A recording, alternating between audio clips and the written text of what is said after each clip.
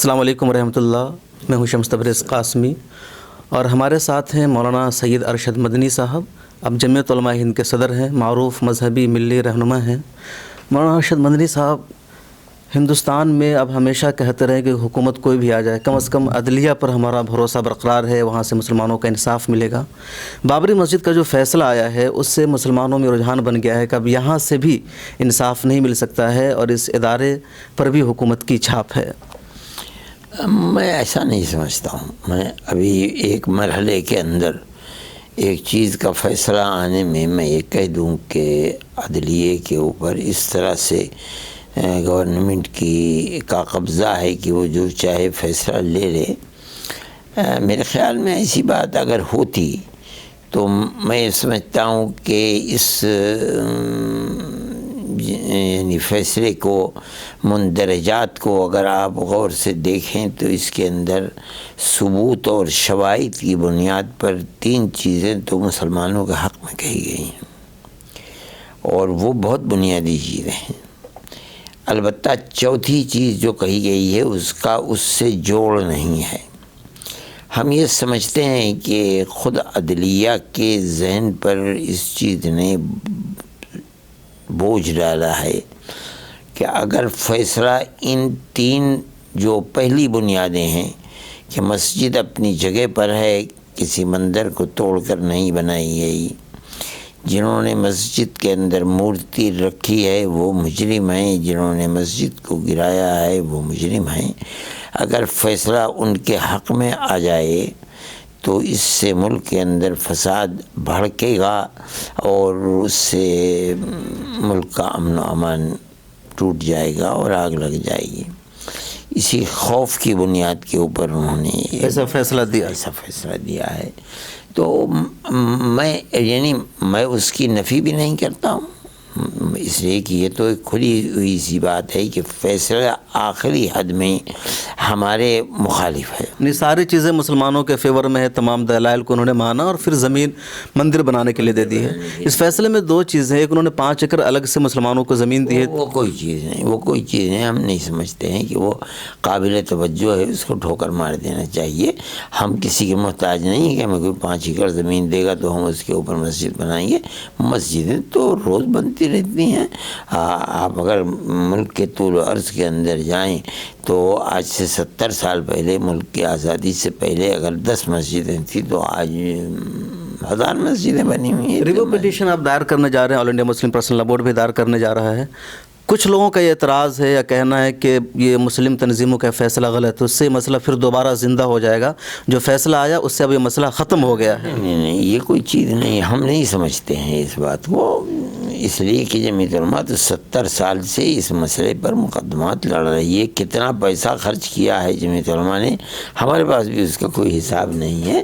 لیکن میں یہ کہتا ہوں کہ جو لوگ آج یہ کہہ رہے ہیں کہ چھوڑ دیا جائے, وہ اگر 70 سال میں کبھی ہمارے پاس آ کر کے ہم سے پوچھتے کہ کس حال میں ہو, کیا کر رہے ہو, تو آج ان کی اس بات کی کوئی وقت ہوتی.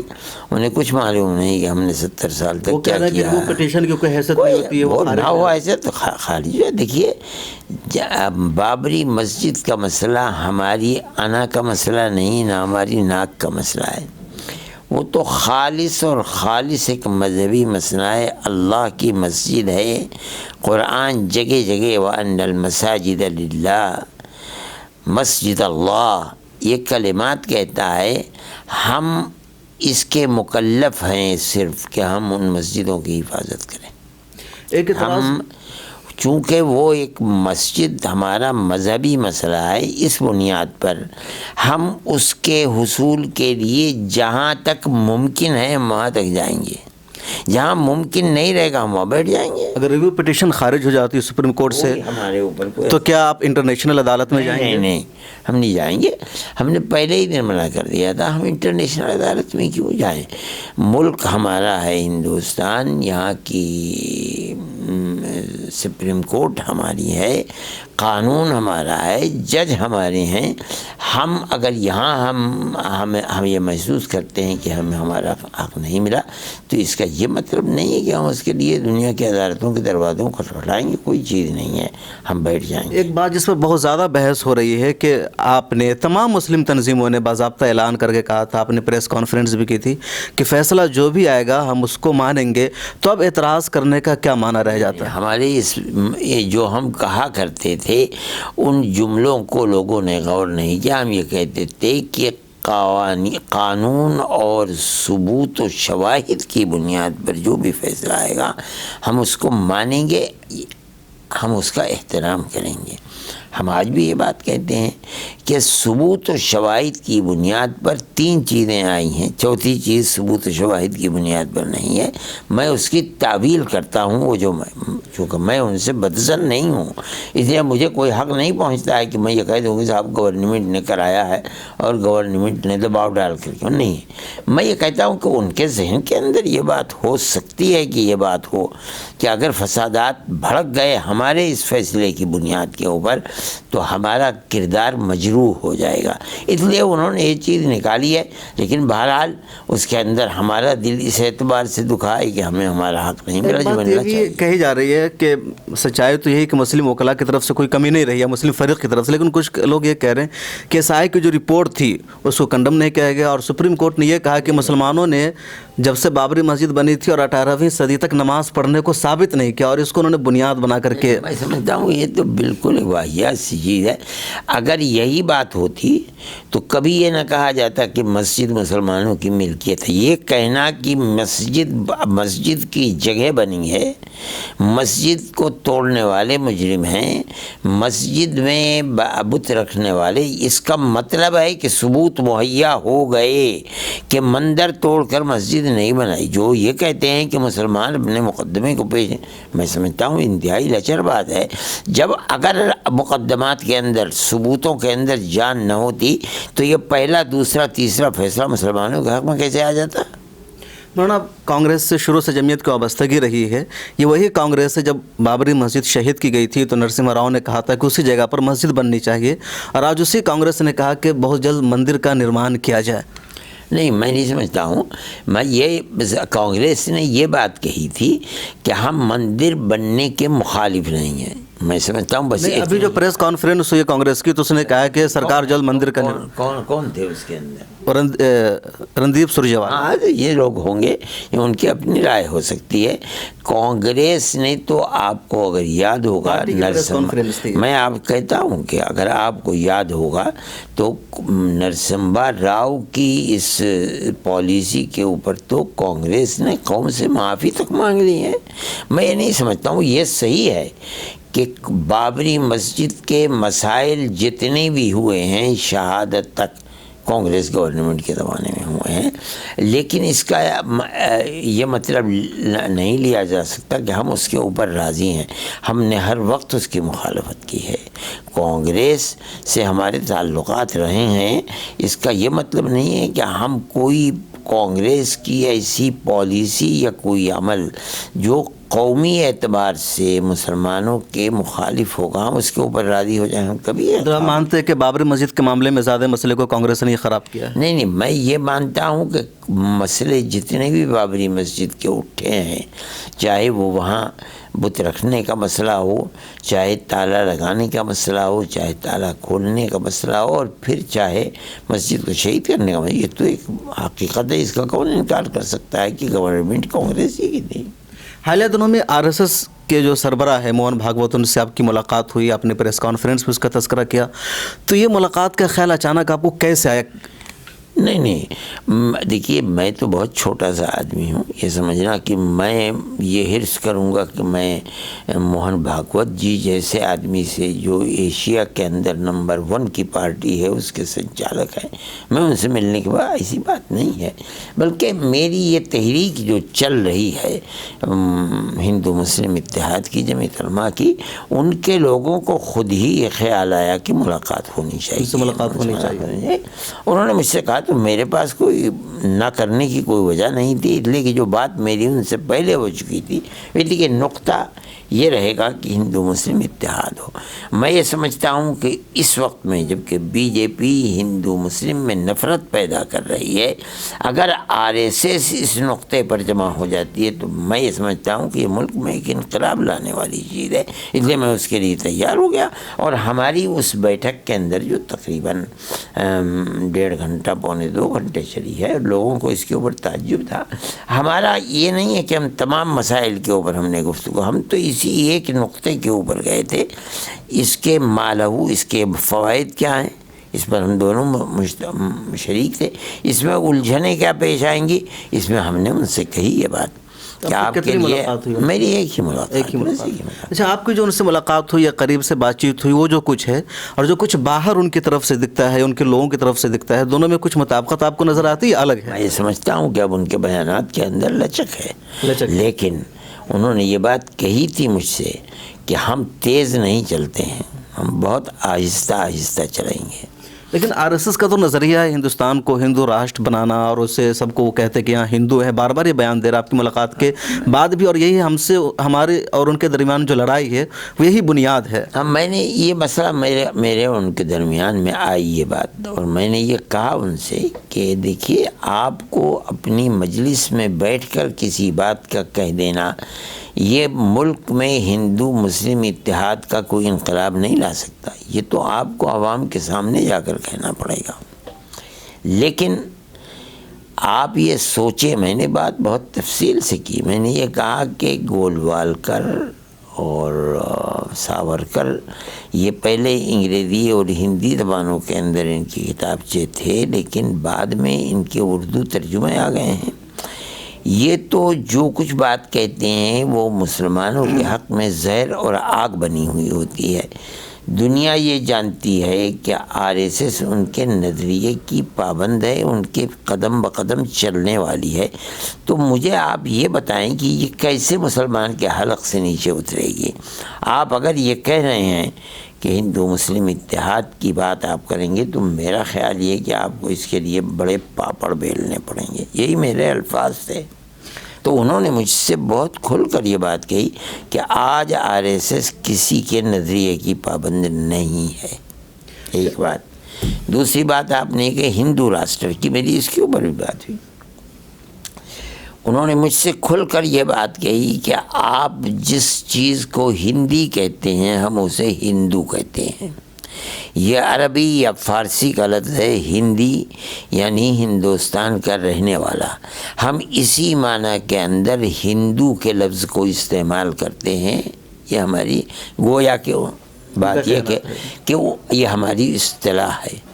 اس لیے ہم جب کہتے ہیں ہندو راشٹر تو انہوں نے کہا کہ ہمارا مطلب یہ ہے کہ ہر اقلیت، مذہبی اقلیت، اپنے مذہب کے اوپر رہتے ہوئے ہم سب ہندوستان کے رہنے والے ہیں۔ ہم نے کہا کہ اگر واقعتاً یہ حقیقت ہے تو ہمارا کوئی اختلاف نہیں ہے۔ اگر ہم یہ کہیں کہ ہندوستانیوں کا راشٹر تو اس میں تو کوئی اختلاف کی بات نہیں ہے۔ اگر وہ ہندو لفظ کے ارتھ یہ لیتے ہیں جو کھل کر انہوں نے مجھ سے یہ بات کی، میں ان کے سامنے بھی یہ بات کہہ سکتا ہوں، تو میں کہتا ہوں اگر واقعتاً وہی بات ہے اور وہ اسی کو کہتے ہیں تو میں سمجھتا ہوں کہ اس میں کوئی اختلاف کی بات نہیں، اور میں اس کو اور مدلل کہتا ہوں۔ انہوں نے تالکٹورہ اسٹیڈیم میں اپنے اجتماع میں یہ بات بہت کھل کر کہی تھی کہ ہندو راشٹر بغیر مسلمان کے کچھ نہیں ہے۔ تو میں یہ سمجھتا ہوں کہ زمانہ گزر رہا ہے، 95 سال عمر ہے آر ایس ایس کی، اب تک ان کے ہاتھ میں حکومت نہیں تھی۔ آج جو انہوں نے 70 سال پہلے جو بیج بویا تھا، آج اس بیج کو 8 سال ہو گئے کہ وہ برگوبار لایا ہے، پتے اور پھل اس کے اوپر آئے ہیں۔ آج انہیں تجربہ ہوا کہ ملک کی 20 کروڑ آبادی کو الگ تھلگ کر کے ملک کے اندر امن و امان کو قائم نہیں کیا جا سکتا۔ نظریہ اگر بدل گیا ہے تو ہمیں کیا لینا ہے؟ ہم سمجھتے ہیں کہ اگر یہ معنی لیے جاتے ہیں اور آر ایس ایس یہ سمجھتی ہے کہ ہندوستان کے اندر امن و امان اور اس کی ترقی کے لیے اقلیتوں کو ساتھ لیے بغیر اور مطمئن کیے بغیر نہیں کام کیا جا سکتا تو میں سمجھتا ہوں کہ بہت اچھی لیکن بات ہے۔ ہندوتوا تو ان کا ایک کلچر ہے، انہوں نے ایک شناخت بنا لیا ہندوتوا آئیڈیالوجی کو، اور مسلمان اسی وجہ سے اختلاف کرتے ہیں کہ اب ہندو ایک خاص معنی میں استعمال ہونے لگا ہے۔ نہیں ہو گئی یہ بات، ہو سکتا ہے۔ میں ایک بات کہتا ہوں، میں یہ کہتا ہوں کہ اگر وہ ہندوتوا کہتے ہیں اور ملک کے اندر اقلیتوں کو اپنی مذہب، اپنی زبان، اپنے کلچر کے ساتھ آزادی دیتے ہیں رہنے کی، تو ہمیں کیا اس سے اختلاف؟ آپ نے آر ایس ایس سربراہ سے ملاقات کی، جو پچھلی حکومت تھی اس میں وزیر اعظم سے، یا یو پی اے کی جو چیئرپرسن تھی سونیا گاندھی، ان سے ملاقات کی۔ 6 سال ہونے جا رہے ہیں بی جے پی کی حکومت کو 2014 سے، نہیں ہے، 8 سال ہونے جا رہے ہیں۔ تو آپ نے ایک مرتبہ بھی ابھی تک نہ پرائم منسٹر سے ملاقات کی، نہ پارٹی کے صدر سے ملاقات کی۔ میری ملاقات نہیں ہوئی۔ دیکھیے میں آپ کو تفصیل کے ساتھ بتاتا ہوں کہ جب پہلے مودی جی آئے تو سب سے پہلے جو کرسچنوں کے گرجا گھر تھے اس کے اندر دلی اور قبر جوار میں آگ لگائی گئی۔ وہ تقریباً 43 یا 44 آدمی جو بڑے بڑے فادرز تھے اور یہ لوگ ان کے پاس گئے، میرے پاس آ کر کے انہی میں سے کچھ لوگوں نے بتایا جو عیسائی ہیں، بڑے پڑھے لکھے لوگ ہیں، تو انہوں نے مجھ سے یہ بات کہی کہ ہمیں تو حیرت ہو گئی جا کر کے۔ میں نے کہا کیا بات؟ کہنے لگے، انہوں نے ٹکا سا جواب دے دیا کہ آپ کا جو جی چاہے آپ کیجئے، جو ہمارا جی چاہے گا ہم کریں گے۔ تو میں نے اسی دن یہ فیصلہ کر دیا کہ بھئی جانا ہمارے لیے مفید نہیں ہے، مناسب نہیں ہے، اور ہم نہیں گئے۔ اور میں ایک بات آپ سے کہتا ہوں، آپ اس پر غور کیجئے کہ وہ من کی بات کے پروگرام بھی چلاتے ہیں اور انہوں نے ہزاروں تقریریں بھی ملک کے اندر کی ہیں۔ کوئی آدمی مجھے یہ بتائے کہ 8 سال میں انہوں نے کوئی کلمہ خیر مسلمان کا نام لے کر کہا ہو تو آپ مجھے بتائیے۔ ابھی انہوں نے جو دوسری حکومت بنی ہے تو اس میں کہا تھا ہمیں سب کا ساتھ اور سب کا وکاس کے ساتھ سب کا وشواس جیتنا ہے۔ یہ کوئی چیز نہیں ہے۔ مسلمان کا نام لے کر کے مسلمان کی شکایتوں کو دور کرنے کے لیے مسلمان کو اپنے ملک کے اندر جو ہمارا اپنا کہتے ہیں کہ ہم کانگریس کی طرف تشدد نہیں کرنا چاہتے، ہم سب کو ساتھ لے کر چلنا چاہتے ہیں، مسلمانوں کو ووٹ بینک نہیں یہ بنانا۔ بات غلط ہے۔ جب مسلمانوں کو طرح طرح کی ملک کے اندر اذیتیں دی گئی ہیں، آپ اگر کوئی چیز کرنا چاہتے ہیں، مسلمان جوانوں کو ملازمت برابری کی دینا چاہتے ہیں، مسلمانوں کے مسائل کو حل کرنا چاہتے ہیں، تو اس میں کیا پردہ ہے کہ آپ کہیں کہ ہم مسلمانوں کے مسائل کو حل کریں گے؟ ایک مرتبہ بھی 8 سال میں آپ کی زبان سے یہ بات نہیں۔ یہ بتائیے کلمہ خیر کون سا جرم تھا کہ اگر زبان سے کہہ دیا جائے لیکن نہیں کہا گیا؟ تو میں کس چیز کی توقع رکھوں؟ مجھے تو کوئی پارلیمنٹ کی سیٹ بھی نہیں چاہیے، مجھے کوئی ٹکٹ نہیں چاہیے۔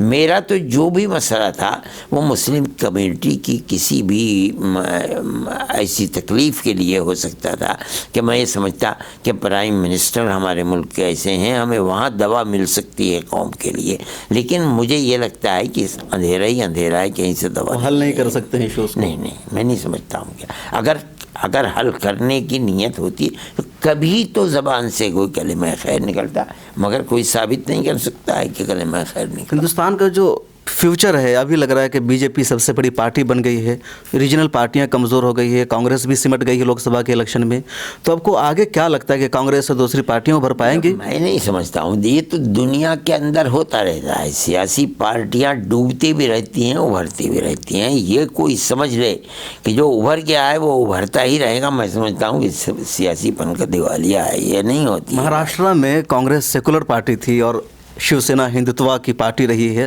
دونوں کا اتحاد ہو گیا ہے، تو کانگریس میں ان سیاسی مسائل کے اندر نہیں پڑتا ہوں۔ میں تو صرف ایک ہی بات مانتا ہوں کہ جو بھی گورنمنٹ ہے اس کو اقلیت اور اکثریت دونوں کو لابھ پہنچانے کی بات کرنی چاہیے، اور یہی اپنی سیاسی گویا کہ لائن بنانی چاہیے۔ مطلب جو اتحاد ہے شیو سینا کانگریس کا، سیکولر اور ہندوتوا کا الائنس ہوا ہے، تو اس کو آپ کس طرح دیکھتے ہیں؟ نہیں، یہ تو بعد کی بات ہے، آنے والے دن بتائیں گے کیسے ہوگا۔ میں صرف یہی بات کہنا چاہتا ہوں کہ ہمارا کوئی کسی کے آنے یا نہ آنے یا اٹھ کر چلے جانے سے ہمارے اوپر کوئی اثر نہیں پڑتا، کہ ہم تو کوئی سیاسی جماعت نہیں ہے۔ اثر ان پر پڑتا ہے کہ جو اس کرسی پر بیٹھنا چاہتے تھے ان کو نہیں بیٹھا گیا۔ ہم تو نہ کبھی بیٹھنا چاہتے تھے، نہ آج چاہتے ہیں، نہ آئندہ چاہیں گے۔ اس لیے ہمارا مسئلہ تو صرف اتنا کہ جو بھی گورنمنٹ ہے وہ اکثریت اور اقلیت کے حقوق کی محافظ بنے، ہم تالی بجائیں گے، اور اگر نہیں بنے گی تو ہم اس کے اوپر اعتراض کریں گے۔ ہم کانگریس پر اعتراض کرتے رہیں، ہمیں اعتراض کرنے میں کیا ہے؟